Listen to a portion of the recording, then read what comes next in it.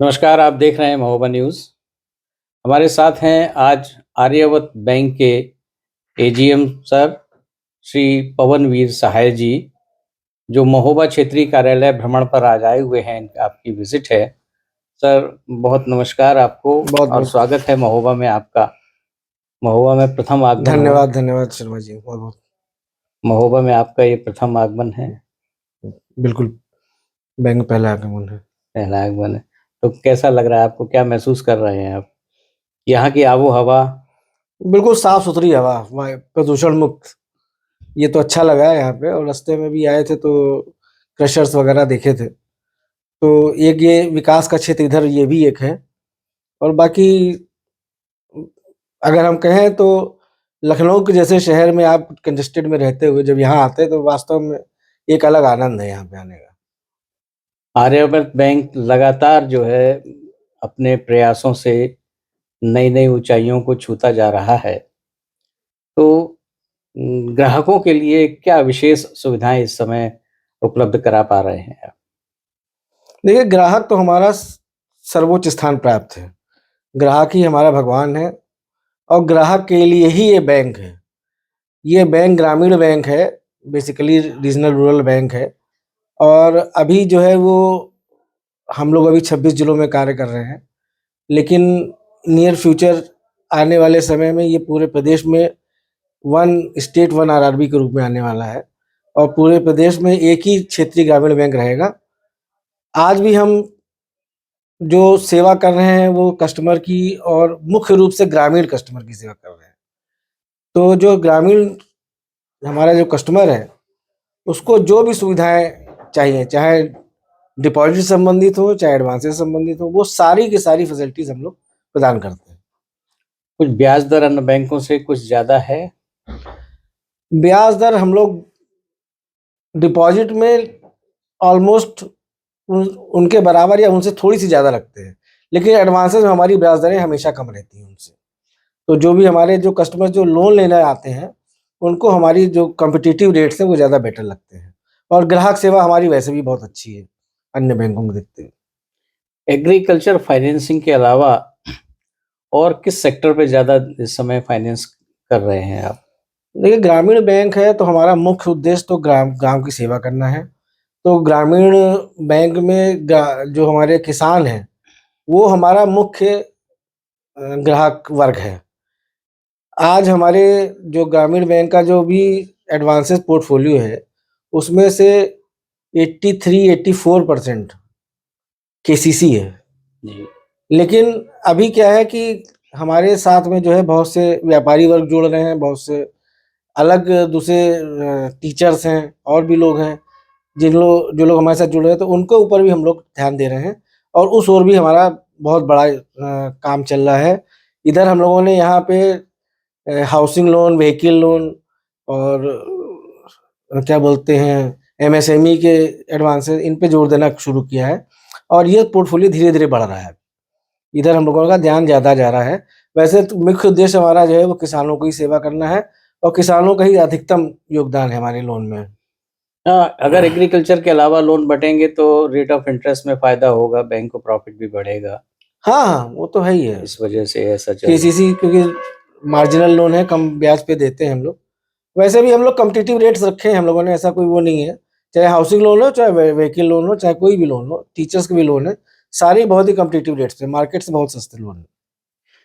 साय साहब, एक साथ दो प्रश्न आपसे पूछ रहे हैं हम। हम्म, एक तो ये कि इधर जब से सॉफ्टवेयर बदला है हम्म, तब से शाखाओं में कनेक्टिविटी की कुछ समस्याएं सुनने को मिलती रहती हैं, अक्सर देर लगती है। एक दूसरा ये कि एनपीए के सेक्टर में हम्म। अच्छा काम हो रहा है पूरे देश में सारी बैंकों में। तो हमारी क्या स्थिति है उसमें, आर्यावर्त बैंक की? पहले प्रश्न का उत्तर तो देते हुए हम आपको बताना चाहेंगे कि अभी हम लोगों ने फिनेकल 10 पे माइग्रेट किया है। फिनेकल 10 का माइग्रेशन जो है वो देश में ग्रामीण बैंकों में शायद हमारा आखिरी नंबर पे था। और इसी वजह से जो है वो एमलगमेशन रुका हुआ था।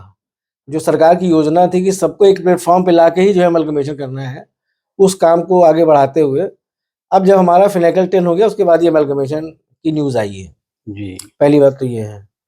तो है क्या कि जो भी आप कभी आप किसी नई उस पे जाते हैं ना, नए टेक्नोलॉजी पे, तो एक समस्या थोड़ा सा अड़चन पे रहती है। वो अड़चन आज हम लोग झेल रहे हैं, लेकिन ऐसी कोई बहुत बड़ी समस्या नहीं है। कनेक्टिविटी इशू एक अलग पहलू है और टेक्निकल अपग्रेडेशन एक अलग पहलू है। लेकिन अगर आप टेक्निकल अपग्रेडेशन एक बार कर ले जाएंगे तो आप ग्राहकों को बेहतर सेवा दे पाएंगे। यही उद्देश्य सरकार का है, यही उद्देश्य बैंक का है। और उसी उद्देश्य को देखते हुए थोड़ी सी समस्याएं हम लोग को जो आ रही हैं, उसको थोड़ा सा हम लोग निर्वहन करते हुए आगे बढ़ेंगे। लेकिन ये समस्याएं तो आगे और बढ़ सकती नहीं हैं, बढ़ेंगे, कम होती क्योंकि है। जब एक अमलगमेशन हो जाएगा, वन स्टेट वन आरआरबी होगा, तब हो सकता है कि जिस बैंक में जाए, शायद बैंक ऑफ बड़ौदा में, वहां उनका सॉफ्टवेयर कुछ बदला हो सकता नहीं, है। सॉफ्टवेयर तो एक ही है, फिनेकल 10 ही है। फिनेकल 10 हाँ, तब दिक्कत कोई नहीं है। दिक्कत, इसीलिए तो सरकार रुकी हुई थी जी कि फिनेकल 10 जब सबका हो जाएगा तभी हम आगे बढ़ेंगे। जी जी एक प्लेटफॉर्म पे है सब लोग, खाली अमलगमेशन है और डेटा इंटीग्रेशन होना है। डेटा इंटीग्रेशन हो जाएगा, फिर वो स्ट्रीमलाइन हो जाएगा, कोई ऐसे इशू नहीं है। जी जी और एनपीए की जो समस्या है वो तो जग जाहिर है, सबको पता ही है। हमारा बैंक का एनपीए कुछ चूंकि किसानों से जुड़ा हुआ है और केसीसी हमारा 90% है, हम आपको बता रहे हैं।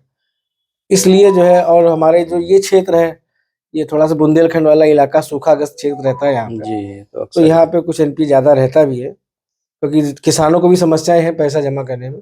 लेकिन हम लोग पूरा सहयोग करते हैं और चाहते हैं कि किसान जो है हमारी जो योजनाएं हैं, जिनके आधार पे वो अपना जो है वो वाद निपटारण कर सकते हैं, अपना जो लोन है उसको सेटलमेंट कर सकते हैं। सेटलमेंट के बाद मुख्य धारा में आ जाएं, थोड़ा सा जो ब्याज व्याज में छूट हो सकती है वो हम लोग देते ही हैं।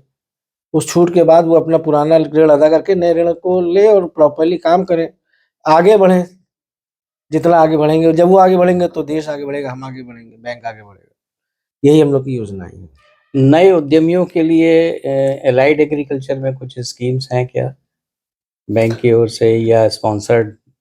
नहीं, हमारे पास सारी योजनाएं हैं जो नाबार्ड से प्रायोजित हैं, जो हमारे बैंक से हैं। जो भी जितनी भी योजनाएं किसी भी व्यावसायिक बैंक को द्वारा दी जाती है, वो सारी योजनाएं हम लोग देते हैं।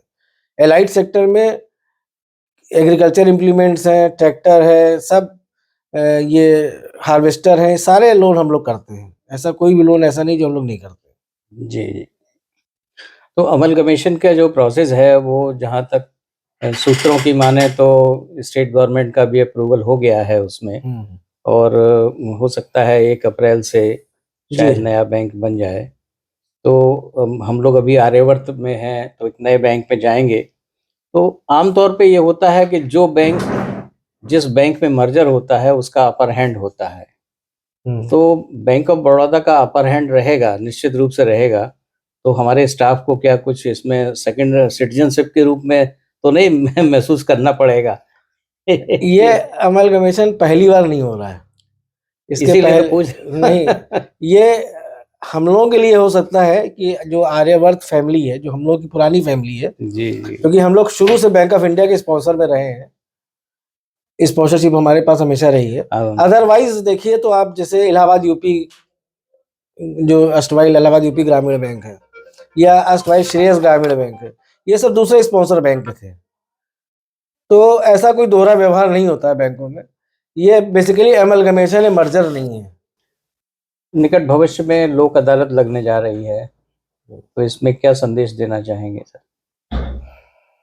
14 दिसंबर को लोक अदालत पूरे देश में आयोजित है। हम लोग भी उसको लोक अदालत लगवाने जा रहे हैं इस 14 दिसंबर को।